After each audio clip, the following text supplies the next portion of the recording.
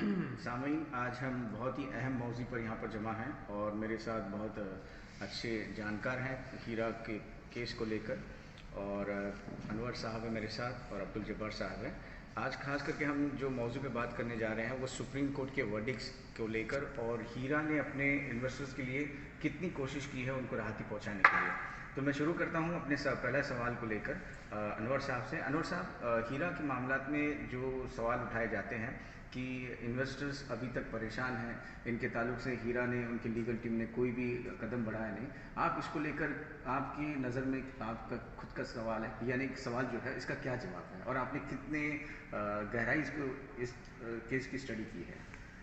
देखिए, सबसे पहले तो मैं तमाम मेंबर्स से रिक्वेस्ट करूंगा कि हमारी जो कोर्ट से जो भी जजमेंट आता है बेहतर आता है और सभी के हक में आता है। भले ही फैसला लेट आता है लेकिन आता है ज़रूर। अभी फिलहाल जो फरवरी 3, 2020 में जो फैसला आया हुआ है उस चीज़ को लेकर ये चीज़ साबित करती है कि सुप्रीम कोर्ट ने जो भी फैसला दिया है वो कंपनी के हक में ही दिया है। और इस चीज़ से फैसले से साबित होता है कि कंपनी टोटल इनोसेंट थी, कंपनी को अलग तरीके से मतलब फंसाया गया था। और जो जजमेंट फरवरी 3, 2020 में आया तो उसमें सुप्रीम कोर्ट ने ये डिसाइड किया कि कंपनी के ऊपर जितने भी इलीगल धाराएं लगाई गई है उन सभी धाराओं को स्क्वॉश किया जाए। तो ये चीज़ हीरा ग्रुप ऑफ कंपनीज के फेवर में बहुत बेहतर हुई है। और जो कोर्ट ने जजमेंट दिया है कि तमाम जो भी इन्वेस्टिगेशन एजेंसीज थी, जैसे CCS थी, ED थी, AOW थी, सुप्रीम कोर्ट ने जजमेंट दिया कि इन तमाम एजेंसीज को हटा के केस जो है सही डायरेक्शन में फॉरवर्ड किया जाए और SFIO इस केस का हैंड ओवर किया जाए। तो अब हमारा केस जो है हीरा ग्रुप्स ऑफ कंपनीज का एक सही डायरेक्शन में जा रहा है और अल्हम्दुलिल्लाह केस में काफ़ी तरक्की है, काफ़ी प्रोग्रेस है और इंशाल्लाह उम्मीद है कि केस को काफ़ी जल्दी रिजॉल्व कर दिया जाएगा। मैं बताने की ये कोशिश कर रहा हूँ मेरे तमाम हीरा के इन्वेस्टर्स को कि ये जो बात हो रही है ये कोर्ट का एक अहम शुरुआत रहा।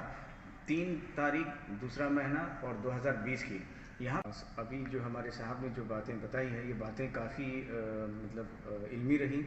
जहाँ तक मुझे इल्म है कि जो आवाम है, यानी कि ख़ास करके आवाम यानी कि मेरा मुतालिक है हीरा ग्रुप्स के इन्वेस्टर्स जो हैं इस बात का इल्म नहीं रखते होंगे।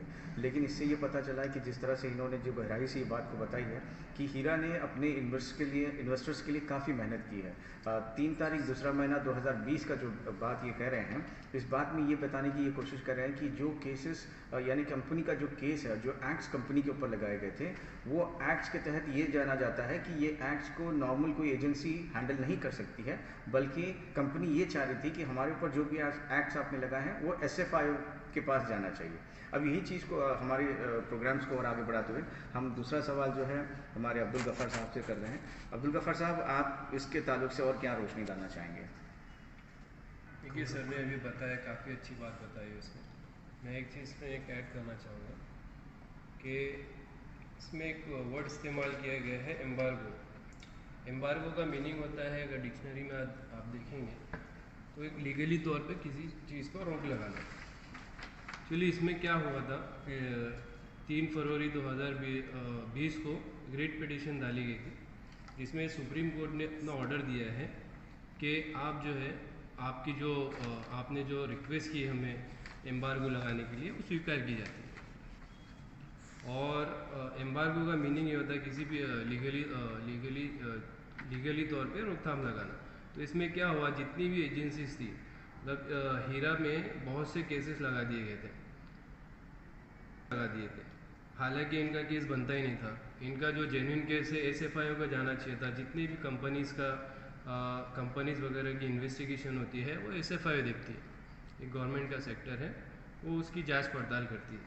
तो इनका भी कंपनी का जो भी कंपनी पे इन पे इल्ज़ाम वगैरह लगे थे, ये सीधे तौर पे SFIO को जाना चाहिए था। और अल्हम्दुलिल्लाह कोर्ट का यही फैसला हुआ, एम्बार्गो लगा दिया गया सारी एजेंसियों पे और जितने भी इन्वेस्टिगेशन कर रहे थे उनको सब पे रोकथाम लगा दी गई और ये सीधा मामला जो है SFIO को हैंड ओवर कर दिया गया। ये एक बहुत दिया। तो कहने का मतलब ये है कि अगर कंपनी पे अगर कुछ FIR वगैरह हुई भी है तो कंपनी का हक बनता है कि उसकी इन्वेस्टिगेशन SFIO करे, ना कि दूसरी एजेंसीज करे। आपने बातें सुनी थी, ये दोनों भी बातें हमारे दोनों जो साहब ने बताई हैं, ख़ास करके हीरा ने अपने इन्वेस्टर्स के लिए क्या कहा और क्या किया। तो ये उम्मीद करते हैं कि ये सवालों का जवाब आपको हमने पूरी तरह से देने की कोशिश की है। पूरा इंसाफ हमने किया है कि आपको किस, यानी कि ये जो हीरा ने अपने मामलात में किस तरह से आगे बढ़ चढ़ कर कामयाबी हासिल की, ये आपको बताने की हम कोशिश करें।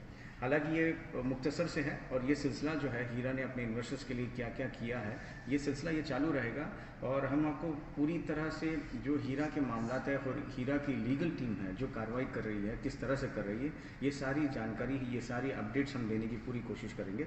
मैं आखिरी सवाल जो है हमारे साहब से एक मरतबा और पूछना चाहूँगा कि और कुछ इसमें कहना अगर आप चाहते हैं तो ज़रूर कह सकते हैं। देखिए, फरवरी 2020 में कंपनी के रिट पिटीशन में जो फैसला आया था, सुप्रीम कोर्ट का ऐसा मानना था कि जो केस बनता है वो सिर्फ और सिर्फ SFIO का ही बनता है। तो उस तरीके से सुप्रीम कोर्ट ने जो है जजमेंट पास किया कि जितनी भी धाराएं लगी है उस चीज़ को हटाई जाए और केस को जो है SFIO को हैंड ओवर किया जाए। अभी हमारा केस एक प्रॉपर डायरेक्शन में चल रहा है। ये हीरा ग्रुप्स ऑफ कंपनीज़ के लिए राहत की बात नहीं है, हम तमाम मेंबर्स के लिए भी राहत की बात है।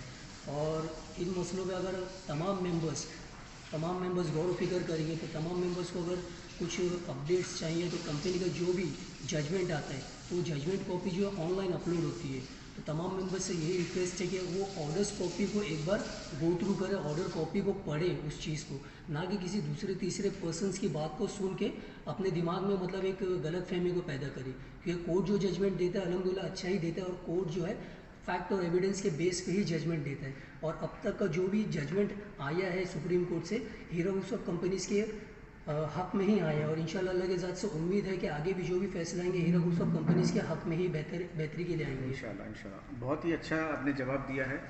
मैं ये भी कहना चाहूँगा अपने हीरा ग्रुप्स के इन्वेस्टर्स के लिए एक और चीज़, सुप्रीम कोर्ट की तरफ से बहुत ही राहत वाली बात ये आई है कि सुप्रीम कोर्ट के जो भी हियरिंग्स होते हैं ये सुप्रीम कोर्ट ने 27 सितंबर 2022 से ये ऑनलाइन कर दिया गया है।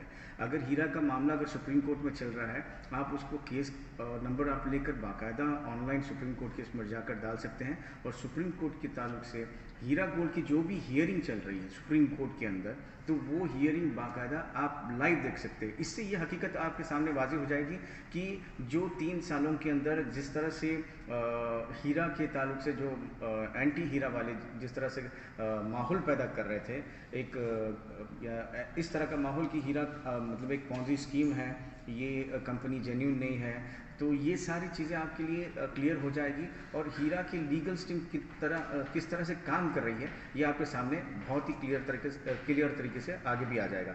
दूसरी बात, मैं सबसे अहम चीज़ यहाँ पर ये बताना चाहूँगा कि ये जो पिटीशन जो है, ये जो कोर्ट चल रहा है, कि जो कोर्ट के मामले चल रहे हैं हीरा के, तो 3 तारीख 2 महीना 2020 के अंदर ये जो जस्टिस जो जजों का पैनल रहा है, ये जज जो है ऑनरेबल जस्टिस संजय किशन कौल साहब हैं और honourable justice S Ravindra Bhatt है।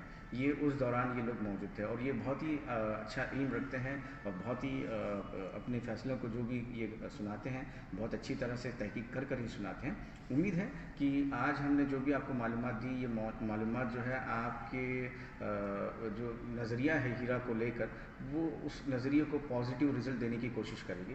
तो अब तक के लिए हम इतना ही कहेंगे, इसके आगे भी ये सिलसिला चलता रहेगा। हीरा ने अपने इन्वेस्टरों के लिए क्या किया, ये सिलसिला, ये प्रोग्राम हम आगे भी जारी रखेंगे।